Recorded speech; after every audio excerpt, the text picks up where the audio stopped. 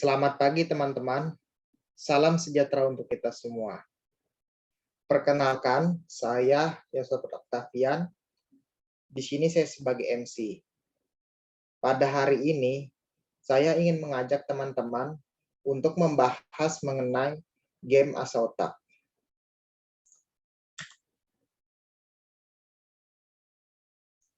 Apa sih pengertian dari game?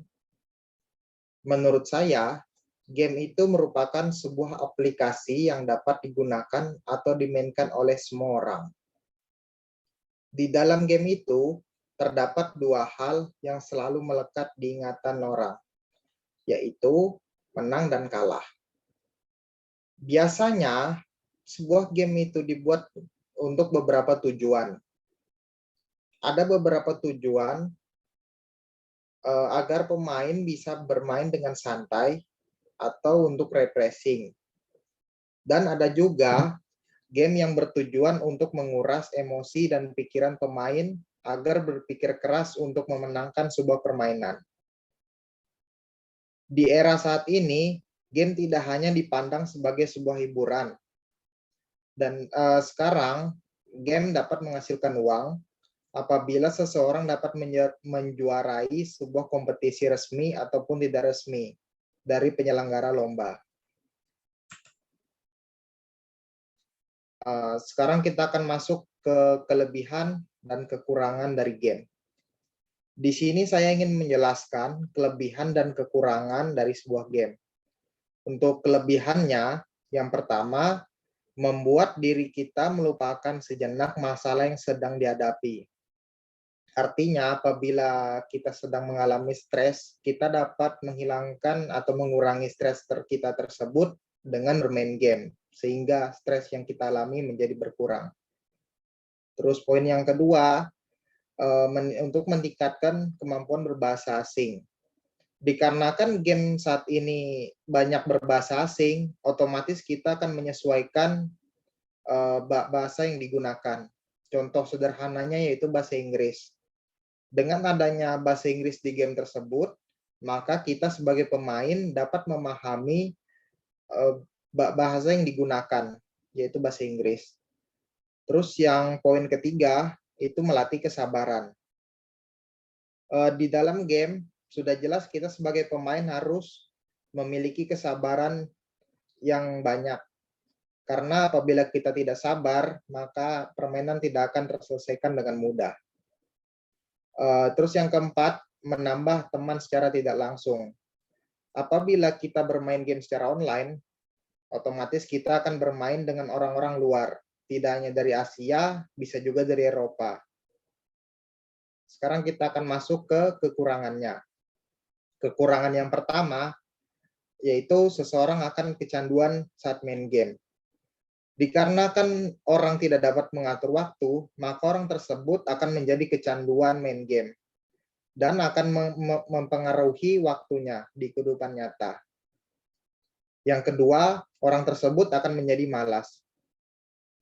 Dikarenakan keseringan bermain game, orang tersebut tidak ingin melakukan hal lain selain bermain game.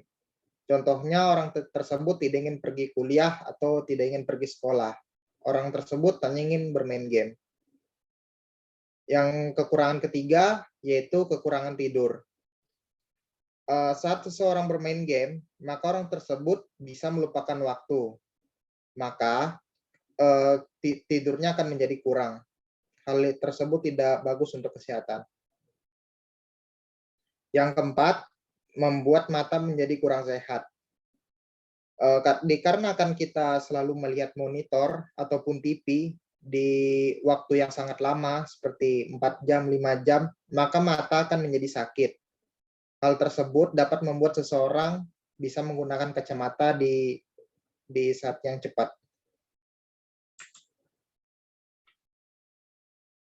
Penjelasan mengenai game asa otak. Di sini saya ingin menjelaskan kepada teman-teman game yang saya buat, yaitu game asa otak. Apa sih game asa otak itu? Game asa otak itu adalah sebuah game yang dibuat untuk tujuan agar dapat membantu meningkatkan daya ingat dan juga pengetahuan seorang pemain. Untuk meningkatkan daya ingat ini sudah jelas untuk ingatan manusia agar kedepannya dia dapat mengingat suatu hal itu agar lebih mudah. Untuk pengetahuan sudah jelas apabila seseorang bermain sebuah game, otomatis pengetahuan yang dia dapat akan semakin banyak. Dan juga dapat menguji kesabaran dari seseorang. Menguji kesabaran tersebut artinya kita sebagai pembuat game harus bisa melatih seseorang dengan menguji kesabarannya, apakah orang tersebut bisa sabar atau tidak.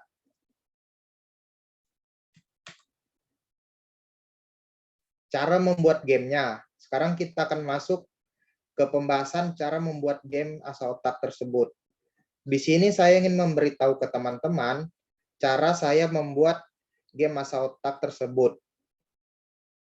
Untuk membuatnya, saya hanya membutuhkan beberapa alat hardware dan juga software yang diperlukan. Alat hardware yang digunakan yang pertama ada komputer atau PC, yang kedua ada mouse sebagai pointer, dan yang ketiga ada keyboard untuk saya menginputkan codingannya. Untuk software, saya menggunakan SwissMac. SwissMac ini adalah aplikasi yang digunakan untuk membuat animasi ataupun membuat sebuah game. Flash Player. Flash Player ini untuk menampilkan hasil game yang saya buat.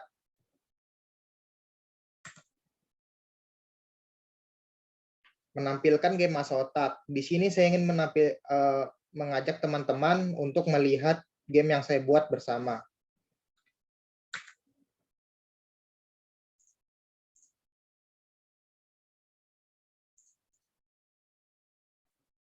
Di sini sudah ada tampilan awalnya.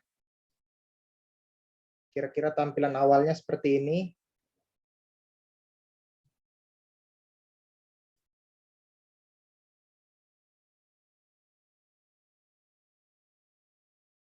Nah, sekarang kita ada di tampilan awalnya, di tampilan menu maksudnya.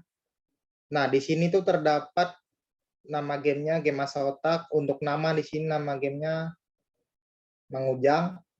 Terus di sini ada tombol play. Apabila teman-teman bisa mendengar musiknya di video, ada musiknya. Sekarang kita play. Nah, di sini itu ada 5 level di sini saya buat. Terus di sini ada untuk matikan musik dan nyalakan musik. Kalau diklik, musiknya bakal mati dan logonya bakal berubah. Terus kalau dipencet lagi, maka lagunya akan hidup lagi. Terus di sini ada 3 nyawa. 3 nyawa di sini artinya kalau player salah 3 kali menjawab, maka dia akan game over atau kalah. Oke, sekarang kita masuk ke pertanyaan yang pertama. Algoritma berasal dari kata. Di sini ada 5 pilihan A, B, C, D, E. Di sini saya akan mencoba salah sekali. Saya jawab aritmatika. Maka di sini barnya akan berkurang 1. Kalau seandainya dijawab sekali lagi salah, kita jawab yang C, maka bar kedua akan hilang. Maka tersisa 1 bar. Apabila salah sekali lagi, kita coba jawab D, maka akan muncul tampilan seperti ini. Di sini akan diberikan 2 pilihan. Bisa kembali ke menu, yang ke menu awal tadi, atau coba lagi. Kita coba kembali ke menu. Nah, di sini kita kembali ke menu awal. Kita coba play lagi ya. Sekarang saya akan coba jawab yang benar. Jawaban yang benar itu yang E. Terus kita masuk ke pertanyaan kedua. Kita akan coba yang E. Nah, di sini barnya juga sama. Kalau kita salah jawab, maka barnya akan hilang. Sekarang kita coba D. Yang D juga salah, barnya juga sama hilang juga. Kalau salah. Kita coba yang C. Kalau dia benar, Barnya ini kan tetap terhitung hanya satu. Karena nyawanya ini satu, maka tidak boleh salah lagi. Terus ini kita jawab lagi. Oke. Nah, di sini sudah kita masuk ke level yang keempat.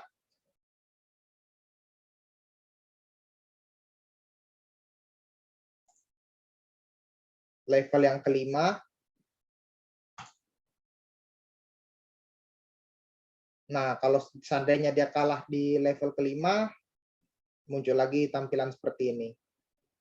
Kita coba-coba lagi. Nah, kalau dicoba lagi, dia langsung ke tampilan level. Oke, kita langsung saja.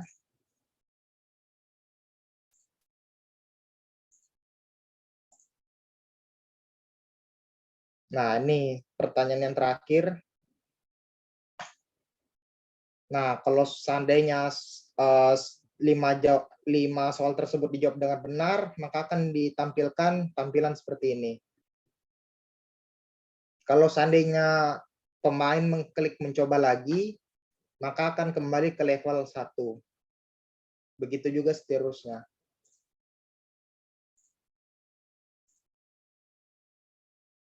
Semoga teman-teman bisa mendengar musik di gamenya ya. Nah, di sini ada 3 tombol. Ini yang X ini untuk tombol exit. Tombol kotak ini untuk di full size. Terus yang ketiga nih untuk minimize. Nah, tampilannya bakal seperti ini. Oke, di full size lagi. Nah, kalau seandainya teman-teman mau coba game yang saya buat ini, nanti saya kasih linknya di deskripsi video di YouTube saya.